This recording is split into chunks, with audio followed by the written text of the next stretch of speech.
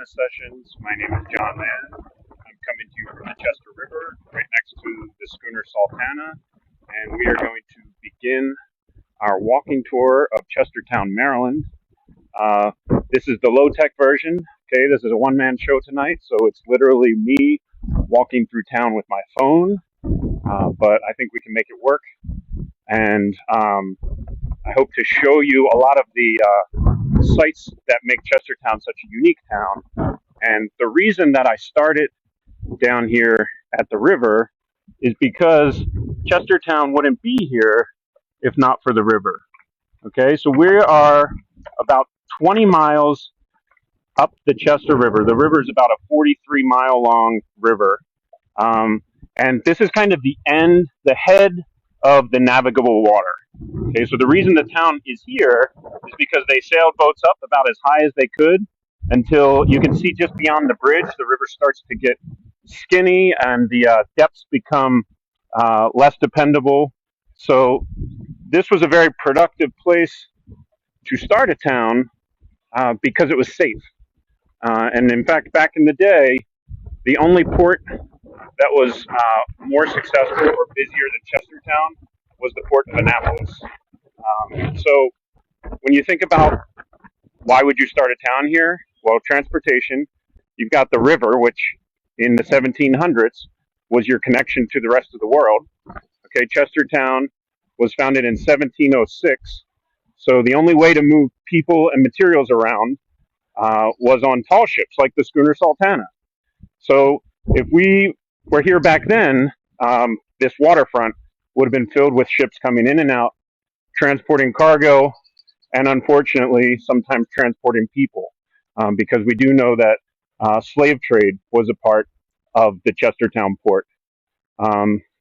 Merchants were also shipping things like lumber, wheat, as well as trade goods that were coming in and out of town. So I've been walking away from the river just about a block. I'm walking up a street called Cannon Street, and I'm coming to the cross street here of Water Street. And the first building I wanted to show you is right here. And when I bring students to this building, I ask them if they think it's old. And usually they tell me it is. And we look for some details that tell us that it's old. And they notice things like the size of the door, or those big posts, or the bars over the windows, or the bricks that look like they've lost some color, or these real working shutters on the outside of the windows, or even the size of the window panes. Okay, these are some details that, as we're making our way through town, will start to jump out at you. So this building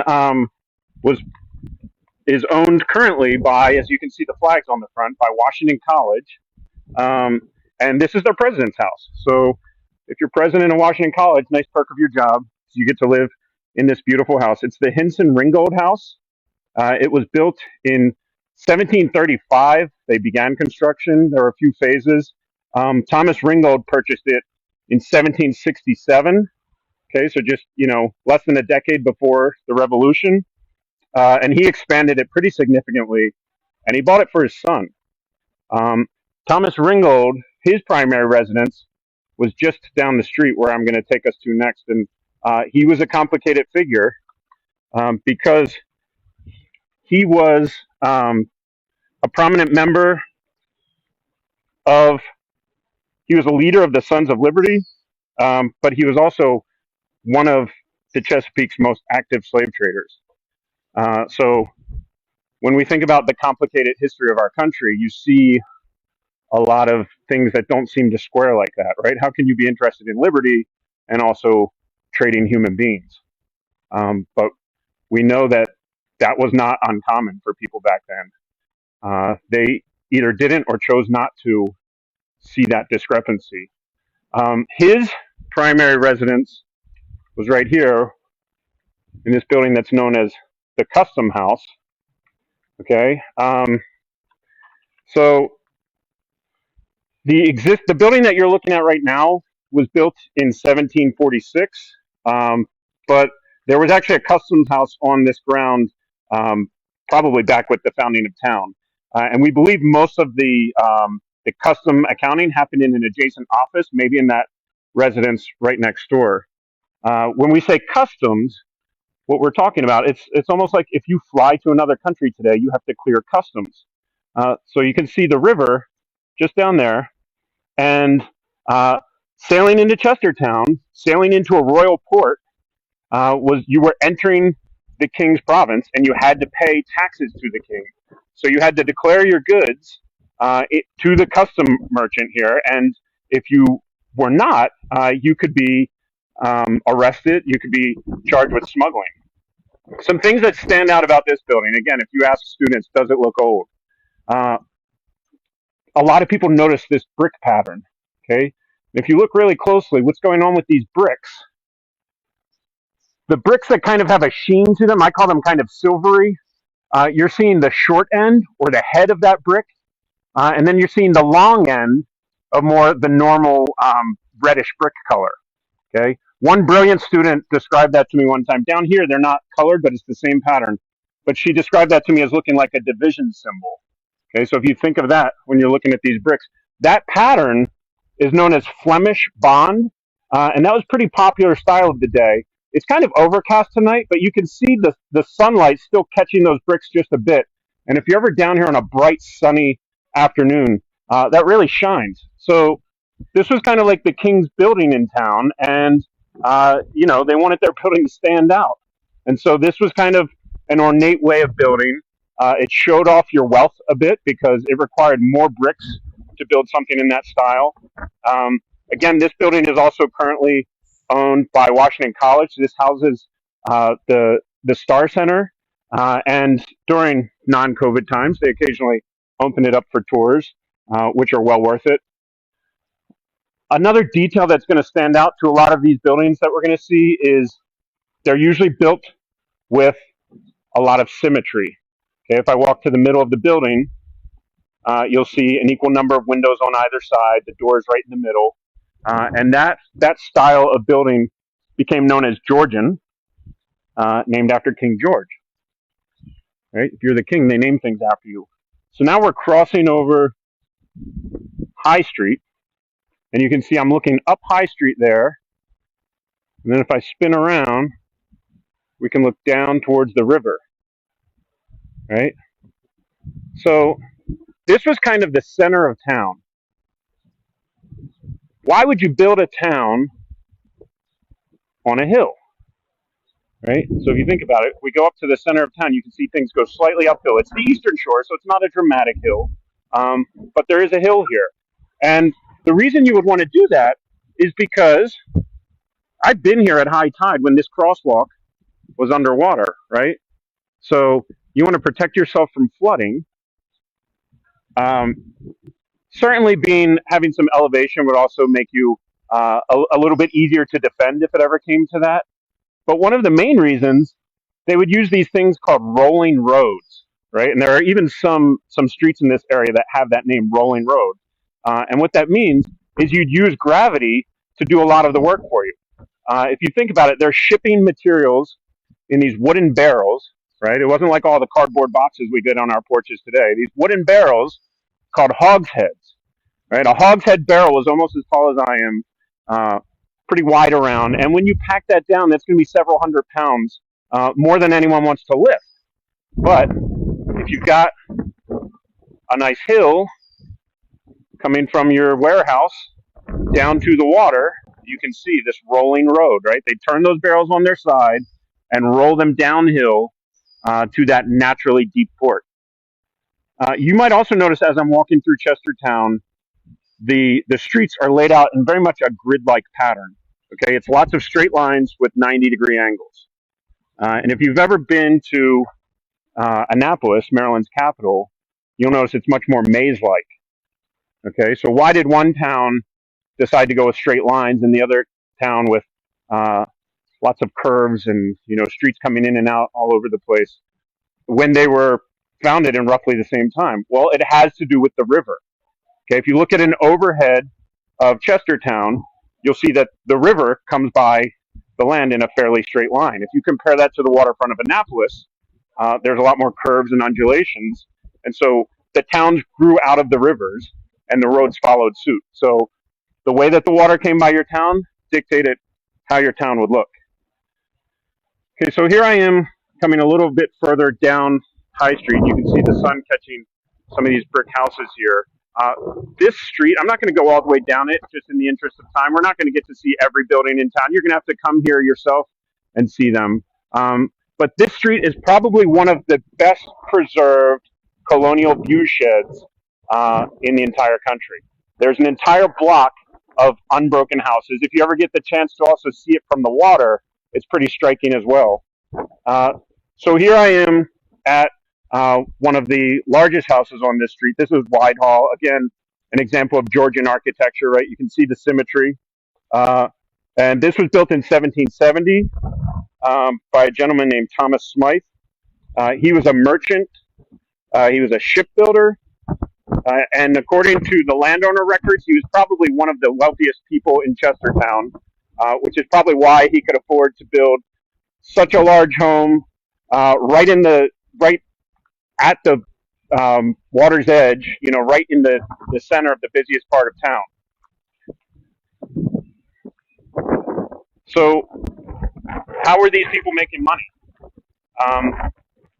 We mentioned materials that were here that were in high demand, things like lumber, right? All of those ships were made of wood. So North America had a lot of these virgin forests. And if you were coming from a relatively small country like England, where a lot of those large trees had already been harvested, and you came to a place like here on the eastern woodlands, that lumber was one of the first things they harvested and sent off. Probably not surprising to people who live here was farming, tobacco farming, until about the mid-1700s. And then tobacco didn't do as well here as it did in the South, but wheat really took off. The climate here was well suited for growing wheat, and it just so happened that in the late 1700s, there was a drought in many parts of the world where wheat would have traditionally been grown. So supply and demand. The wheat farmers here had this crop that was suddenly worth many multitudes over what it had been a few years ago. So believe it or not, some of these houses were built by people making tremendous profits on their wheat crops. And then, of course, as I mentioned, there was slave trade in this area. And certainly some of the wealth in this area was accrued through people buying and selling human beings. So this house right here is the Wix House. This was built in 1767. It stands out to a lot of people for their ornate landscaping and gardening on the front. And along the side here, we're not going to go in it today, but sometimes they have a sign on here that says, "Visitors welcome, please keep to the paths." And there's a really lovely garden back there that if you get the opportunity, I recommend taking the time to walk around and see it for yourself. So we're continuing further up High Street. Sometimes students will ask about these brick sidewalks because they look very old, but this is not what you would have seen here in the 1700s. Bricks were a valuable resource, right? You would have used it to build your house, but not to pave your sidewalk. What the streets and the trails here at best would have been cobblestone, otherwise probably dirt. And we're going to make our way up to the corner here, the corner of High Street and Queen Street. And this house here is the Baucus House. And this was originally a store. Okay, this was built in the 1730s, and it's a great location being on a corner here because just like today, you can get customers coming from two different directions, right? So you can get customers coming down Queen Street, you can get customers coming up High Street. It's close to the water, and it was, if your family owned this store, you would have sold materials on the first floor, and the second floor was your residence. And they had, as you can see, entranceways on both sides of the corner. And this was where you could buy fine things that had come from other parts of the world. And with this this location being so close to the river, it was, they kind of had the first shot at materials that were coming to Chestertown. John Buck, who was the original owner, was also a three-time mayor of Chestertown. We don't think he lived in that house, but he was the owner who ran that store there. So one thing that's maybe has stood out about all these properties is the construction material, right? Was every house back then built out of brick? No, but brick is a long-lasting material, okay? And the oldest houses that are still around were made of brick because it's less susceptible to things like rot, things like fire. By the way, we're making our way past a lot of these great downtown businesses, which if you get the chance to check out, do a tour of downtown, I hope you would support our local downtown merchants because they are really the backbone of this area and have been a big part of what has kept this place alive, really, and from looking like many other small towns that maybe once looked like Chestertown. Significantly of note here, I'm walking past the Black Lives Matter mural. Okay, and we talk about the complicated history of Chestertown. It's not over, right? This history is written every day, and we can see more of this country is an experiment, and sometimes that experiment has dark turns, and sometimes we've done things the right way, and this is just another page in that chapter here in Chestertown, but pretty striking to see that mural here in a historic downtown like Chestertown. So I've come to another building that matches a lot of these patterns, okay? We can see the brickwork, that Flemish bond. We can see it's Georgian architecture, right? We've got a door in the middle, matching windows on either side. This building, the White Swan Tavern, okay? Taverns would have been all over back then because travel was much slower than it is today, right? If you were traveling by sailboat, if you were traveling by horse, you're either depending on the wind or the energy of your animal, all right? And if you travel a great distance, you're probably looking for somewhere to stay. So I'd imagine every corner of Chestertown had a tavern back in the day. What were they? They were kind of a combination of a restaurant, a bar, a hotel, maybe a bit of a casino, right? They could be wild places.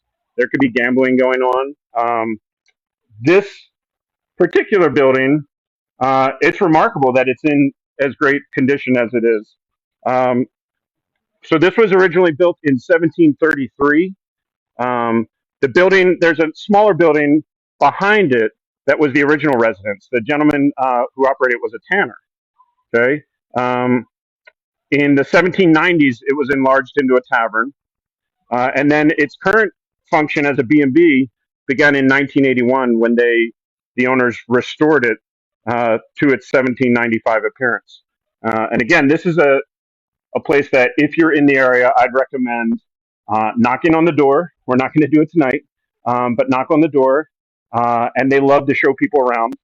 They did, as part of those renovations in the 80s, they did an archaeological dig in the backyard, and they found tens of thousands of items that really tell the story of the people who lived here, okay? It's kind of crude, but imagine if someone dug through your trash, all that they could find out about your lives. And that's when we're looking for these things. They found an old well, which was probably used to dispose of things that had broken or people couldn't use anymore. And so they found things like teacups and clay pipes. And they found a large serving dish with a picture of a swan on it, which is why they decided to name their business the White Swan. And that plate told a neat story, that serving dish, because it traveled over from England on a boat. It had to clear customs. It maybe was sold at a corner store like the one we visited, and then it was used to serve meals to the guests in this tavern. We know that George Washington stayed in Chestertown several times. It wasn't so much that he loved Chestertown, although we know he had friends here. But Chestertown was kind of conveniently located about a day's ride between Philadelphia and Washington, D.C. Okay, back then there was no Bay Bridge, obviously, so you and your horse would cross the bay by ferry. Uh, it took a lot longer, and then you'd be looking for a place like that tavern to stay and to rest and recover. Right. So now I'm in Memorial Park. When you're in a town as old as Chestertown, a town that's older than the United States, it means that people who have lived here have seen and fought in every war that this country has seen. And so Memorial Park is kind of a sacred place. As we start at one end, you can see that there are monuments to those who fought in the Revolution, the War of 1812. This large monument in the middle is to the Civil War. And again, being in Maryland, as you can imagine, there are soldiers on both the Confederate and Federal sides. And so this monument kind of strikingly has names on either side. And sometimes you see the same surname, which we know certainly occurred. People fighting their relatives. And as we continue on, each of these monuments along the way just kind of drives home some of the sacrifices that the people who lived here before us may have made. And then one of the reasons we know that people came to the Americas was religious freedom. And there are a number of churches downtown in Chestertown. In fact, if I was doing this on the hour, you'd hear probably a lot of bell towers going. But here's one of the oldest churches here, the Emmanuel Episcopal Church. It was built in 1767. And this is an interesting brick style here, I'll show you. Each one of these bricks is turned small ways, right? They called that header bond. And you don't have to be a mason to figure out that's going to require many more bricks. So again, it was a sign of wealth to be able to build that way, but it was also way more efficient because your walls were that much thicker. If we think about all your heating was done by wood stove, so you really wanted to keep that heat inside.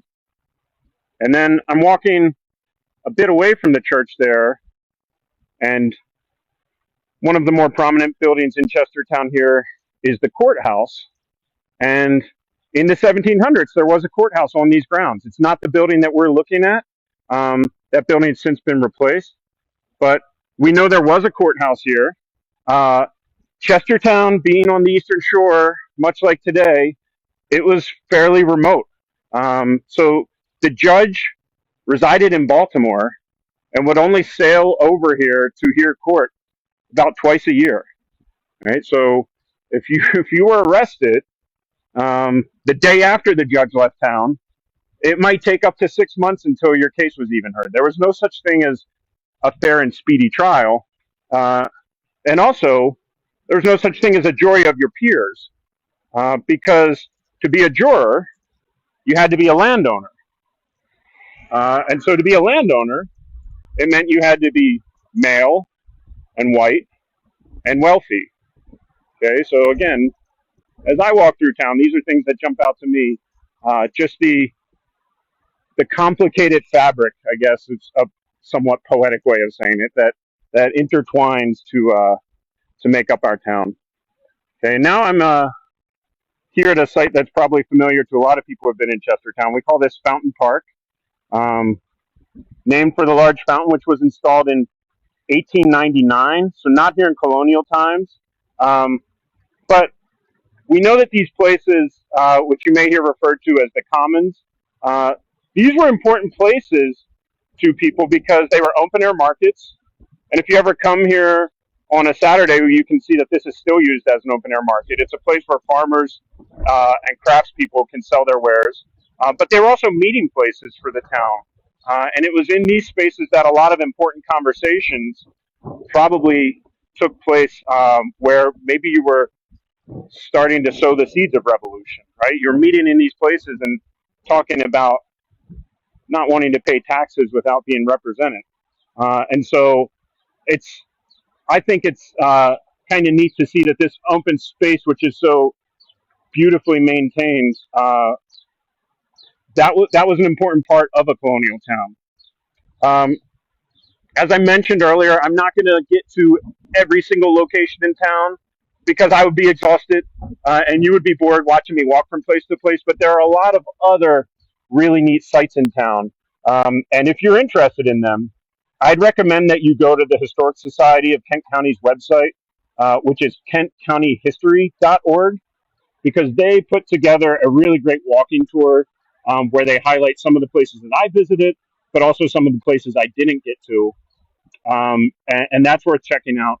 And I hope if you are local, maybe you learn something. If you are not local, maybe this inspires you to visit Chestertown and do so safely. Check out these places, support our businesses, and we aim to, here at Sultana, we aim to try to work with a lot of these places. We want to maybe put together some more thorough videos about each of these sites, maybe getting to look at the insides too. So I would say what you've seen tonight is just a little sneak peek.